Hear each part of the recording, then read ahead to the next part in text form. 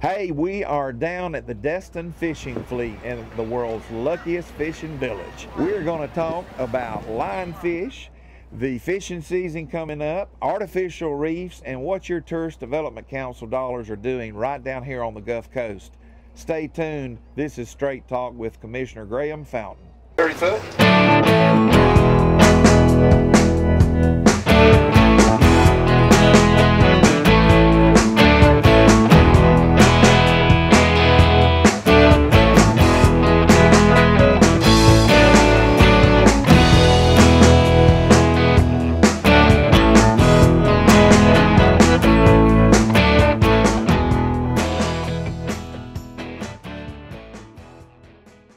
Good afternoon, everybody.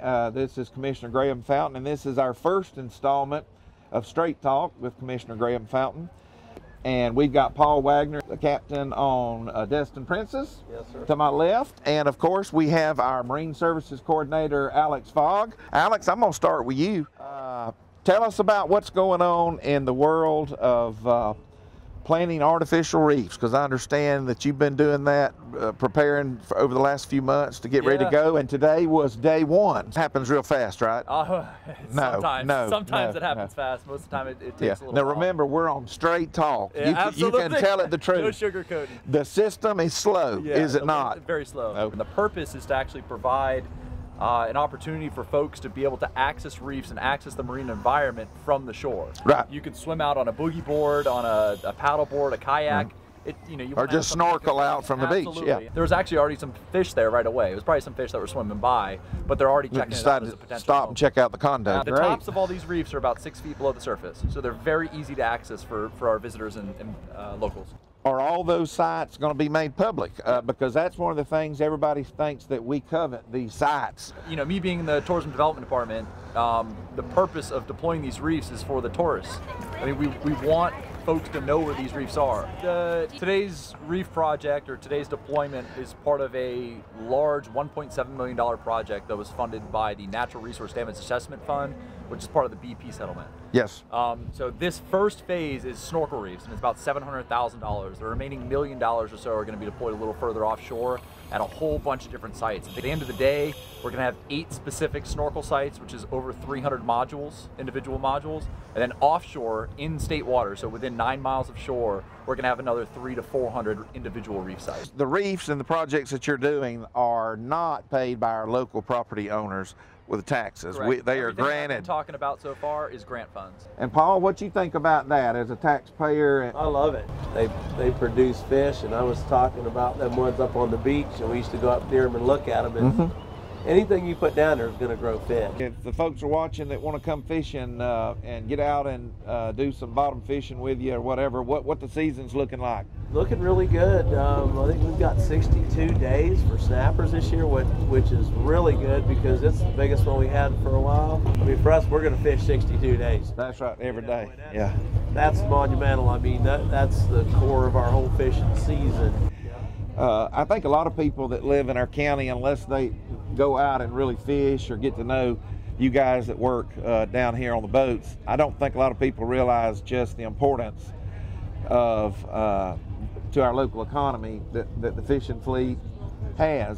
And you just see a lot of comments where things that are not healthy for the fishing fleet, people think that, you know, oh, well, we don't need that, you know, we got all this other tourism, but our fishing fleet is invaluable to us, to our economy here. Well, it used to be all there was. Like I said, I was born and raised here. I'm 55, and I mean, I can remember there was nothing but boats, and you know, a couple little motels. We used to deer hunt and hog hunt right across the street. That's right. Well, Alex, what else do we want to talk about as far as your area and what's going on? Well, one of the things that's real near and dear to my heart are lionfish. So there's a lot of folks that really don't know much about lionfish. Lionfish are an invasive species. They aren't supposed to be here. They made it into the Gulf in 2010, 2011. Since then, our area has really become inundated with lionfish. We're actually hosting the Lionfish Removal and Awareness Day Festival and Tournament, which is the Emerald Coast Open, in the middle of May 17th, 18th, and 19th, right here in Destin. We have well over 100 participants already registered. We have visitors. We have a restaurant week that's going to be associated with it. You can get online, go to emeraldcoastopen.com and find out all the information about that. Lionfish cause people like Paul and everybody else that likes to catch the other fish a lot of problems here, don't they? Yeah, they sure do. So lionfish, I mean, they compete with a lot of the native species. They also prey directly on a lot of these species, and they just aren't good for the health of the ecosystem. So events like what we're going to be having in May, not only will they remove a ton of lionfish from our local waters, but will also raise a lot of awareness and encourage folks to ask for lionfish in the restaurants and let them know about what sort of issues they're causing. And if we can create a demand for these fish, commercial guys will go out there and get them. I'll tell you a secret. I will eat all the lionfish that you want to catch and bring to me. Good. You know I will. Yeah, I know. Well, guys, we kind of need to bring this in for Landon and Paul. Thank you again for sitting out with us and hosting us on the boat. And the TDD and TDC group are doing a lot of good things just like this.